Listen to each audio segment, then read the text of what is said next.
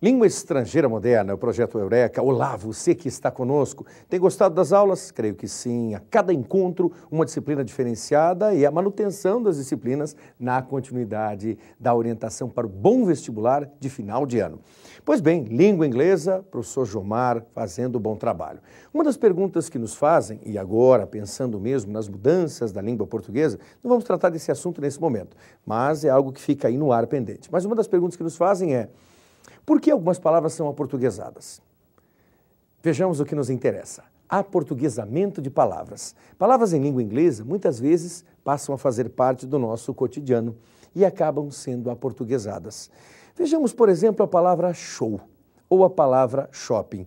Embora elas mantenham a sua forma original, já caíram no gosto popular, na forma de cada um de nós exercermos essa fala e essa escrita em língua portuguesa. Claro, a escrita sempre demanda uma dificuldade, porque ainda há uma combinação da língua estrangeira moderna, o inglês, que não é correspondente à língua portuguesa.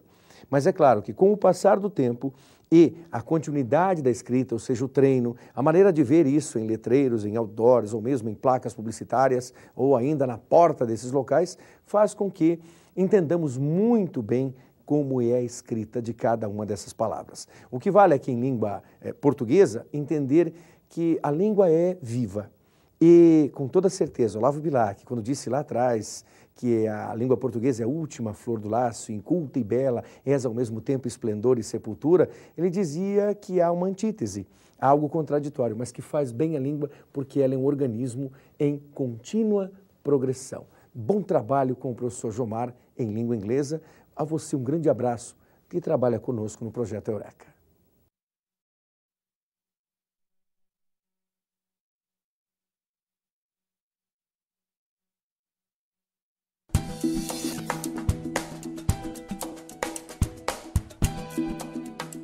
Alô você, grande amigo, grande amiga. Hoje veremos o presente perfeito. Present Perfect. O presente perfeito é muito importante. Ele é muito citado em diálogos, muito citado em textos, importantíssimo para a leitura e compreensão de um texto. Ele é formado pelo verbo ter, mais o particípio do verbo principal. Veja bem, o verbo ter você já conhece, você já viu em séries anteriores. A conjugação do verbo ter seria a seguinte: I have, eu tenho, you have, você tem, he has, ele tem, she has, ela tem, it has, ele ou ela tem para animais e objetos. We have, nós temos, you have, vocês têm, they have, eles têm. Mas o particípio do verbo principal. Amigos, ao final do material você tem uma listinha de verbos irregulares e de verbos regulares. Essa listinha tem 4 colunas. Na primeira, o verbo no infinitivo. Na segunda, o verbo no passado. Na terceira, no particípio. E a quarta é a tradução deste verbo. Correto? Por exemplo, se você achar nessa tabela o verbo sleep, dormir, infinitivo ou presente. Passado, slept, particípio, slept, ou seja, dormir, dormiu, dormido. Na quarta coluna, você vai ter a tradução deste verbo. Outro exemplo, procurou drank, beber. Passado, drank, segunda coluna. Particípio, drunk, com U, terceira. E a tradução, beber. Então, na terceira coluna, dormido, bebido, falado, estudado, nós temos o particípio. E o presente perfeito é o verbo ter que nós acabamos de conjugar, mais esta terceira coluna. Correto? As aplicações do verbo no presente perfeito. São aplicações em que você relata situações passadas ou situações que têm se repetido. Por exemplo, se você acabou de beijar um rapaz ou acabou de beijar uma moça e você vai relatar essa experiência a alguém. Muito bem. No relato, se você citar o tempo, se você citar que aconteceu ontem, aconteceu noite passada, mês passado, simplesmente citar o momento que aconteceu, você é obrigado a relatar no passado. Assim, I kissed him ou I kissed her yesterday. Eu o beijei ou eu a beijei ontem. Yesterday, presente, contando quando aconteceu, verbo no passado, tá? Kissed. Agora, mudando o enfoque.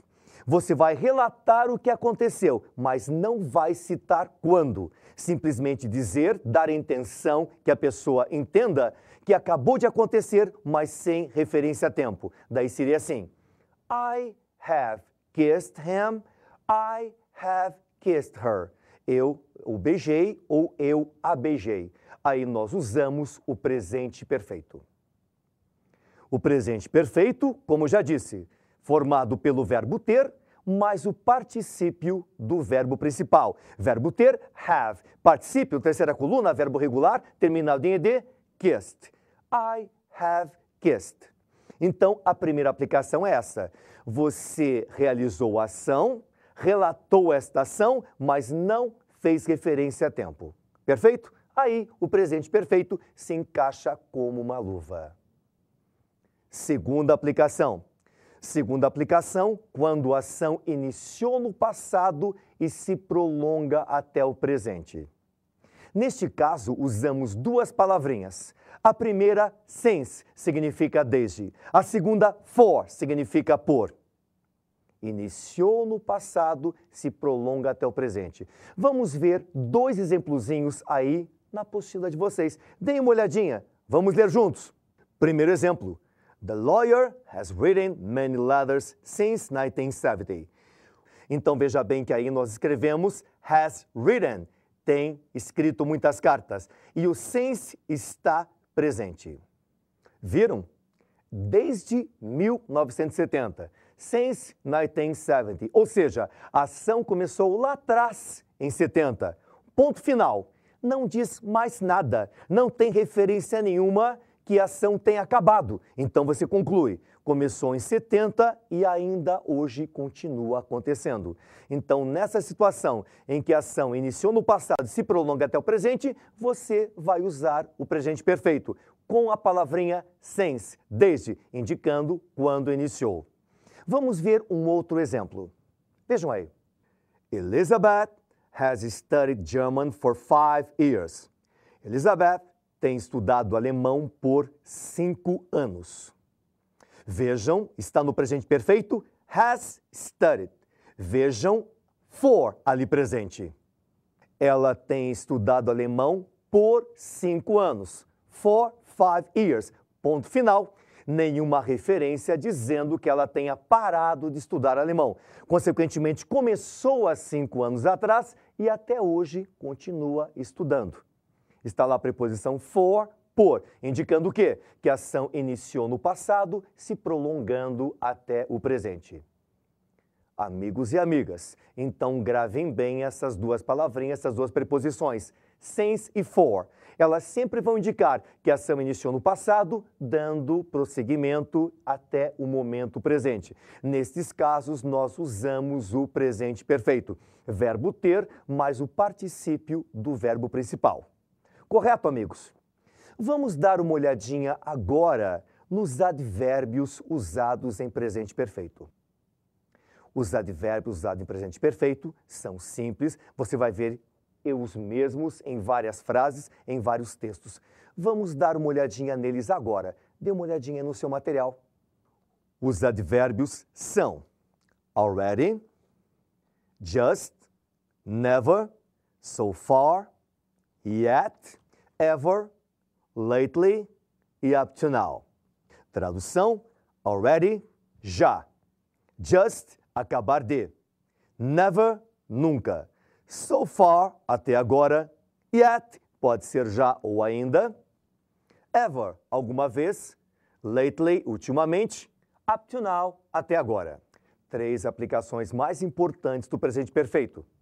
A primeira, eu citei uma ação, não comentei quando aconteceu, usei presente perfeito. Segundo, a ação iniciou no passado, se prolongou até o momento presente, caracterizando since e for. E terceiro, citei aqueles advérbios mais importantes, aqueles realmente muito usados em presente perfeito. Correto?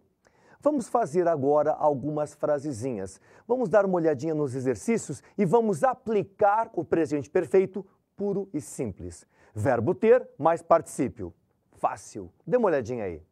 I to that place many times. Eu para aquele lugar muitas vezes. O verbo citado, no parênteses, verbo go. Go significa ir, particípio de go. Gone.